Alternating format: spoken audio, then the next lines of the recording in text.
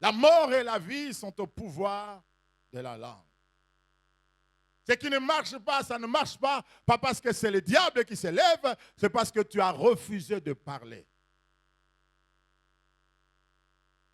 Amen, amen. Quelqu'un dit, si les choses ne marchent pas, ce n'est pas à cause de la méchanceté des hommes, mais à cause de l'ignorance des chrétiens. Si les chrétiens, parce que les chrétiens ignorent qu'ils ont une arme pour créer les choses, alors ils ne peuvent rien faire. Ils laissent la vie en train de... Ils subissent, je vais dire, les cours des événements parce qu'ils n'ont pas compris que Dieu a créé la bouche pour faire quelque chose. Et pour en arriver, voici un mot que je veux que vous puissiez placer dans votre esprit. Dis à quelqu'un la conscience. La conscience. Vous devez être conscient que Dieu est là, que Dieu est avec vous. Laissez-moi vous introduire cela avec 2 ou 3 choses.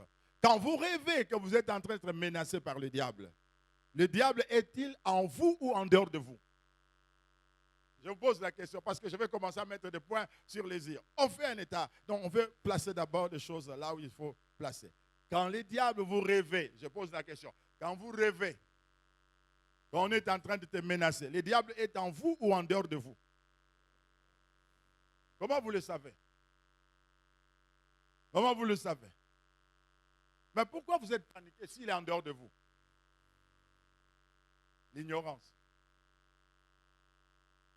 C'est lui qui est en moi. Qui est dehors? Il est comment?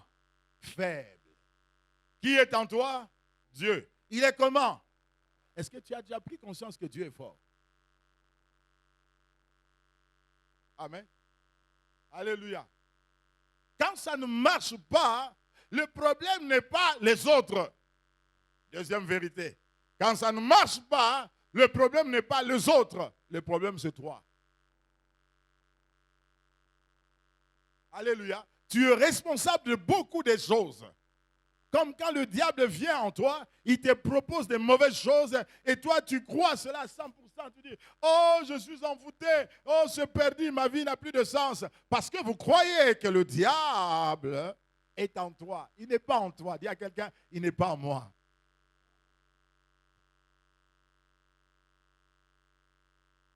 Il n'est pas en toi. Si l'Église peut croire à cette vérité, alors Jésus sera grand dans vos cœurs.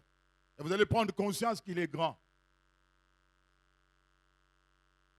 Quand ça ne marche pas, pourquoi chercher le diable? C'est toi. La mort et la vie sont au pouvoir. Donc il y a, dans la prise de conscience, bien-aimé, il y a une dimension que j'appelle double prophétie. Dès que vous commencez à saisir le double prophétie, c'est fini, votre vie va changer.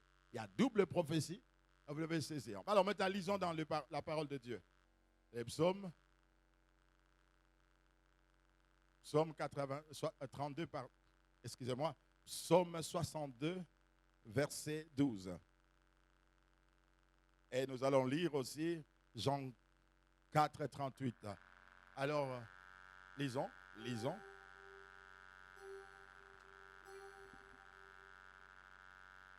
62, 6, 2, verset 12. Allons-y. Nous lisons notre Jésus. Oui. Dieu a parlé une fois. Dieu a parlé une fois. 2 fois j'ai entendu ceci. Autrement dit, Dieu a prophétisé une fois. Et vous avez entendu quoi? 2 fois. Chaque fois que Dieu parle, il y a une double prophétie, une dimension de double prophétie dans votre esprit. Alléluia. Si vous écoutez une fois, Dieu ne parlera pas 2 fois, mais ça va se rétendre. La voix là va sonner dans ton esprit, et dans ton esprit et dans ton cœur 2 fois. Et qu'est-ce que vous allez en comprendre? Qu'est-ce que la Bible dit? Lisez, ma soeur, continue. Qu'est-ce que vous avez compris? J'ai entendu quoi? C'est que la force est à Dieu. Autrement dit, quand vous écoutez la voix de Dieu, vous recevez la prophétie de Dieu, vous allez finir par une conclusion. Dieu est fort. Si vous avez vraiment entendu la voix de Dieu, vous ne pouvez plus douter de la puissance de Dieu. Quand les gens doutent de la puissance de Dieu, ils n'ont pas entendu. Et beaucoup de personnes croient qu'ils ont entendu, ils n'ont rien entendu. Dieu parle, mais beaucoup de personnes n'entendent rien. C'est comme ça qu'ils ont dans des conclusions, ils aboutissent dans des conclusions comme c'est le diable qui est puissant, c'est la famille qui est puissante, c'est l'oncle qui est puissant, c'est la tante qui est puissante, c'est les sorciers qui sont puissants, parce que vous n'avez pas reçu la parole. Si vous avez reçu la parole, la conclusion est simple. La force n'est pas en dehors de Dieu. La force n'est pas chez le sorcier. La force n'est pas chez le diable. La force n'est pas dans les puissants des ténèbres. La force n'est même pas dans tes erreurs. La force est en Dieu. Écoutez cette déclaration. Vous n'avez pas besoin de maîtriser ta destinée. Vous avez besoin de vous abandonner entre les mains de celui qui façonne des destinées. Plusieurs personnes, ils ont cru qu'ils deviennent puissants lorsqu'ils ont la compréhension de leur destinée. Avoir la compréhension de la destinée, ça peut vous motiver, mais ce n'est pas ça qui vous donnera la force. Votre force augmente lorsque vous prenez votre vie, vous le mettez entre les mains d'un faiseur de destinée. Et c'est Dieu qui est le faiseur. Est-ce que quelqu'un peut me dire un grand amen? Oh, bien-aimé, je ne suis pas contre de découvrir sa destinée. Tu peux découvrir ta destinée et mourir pauvre.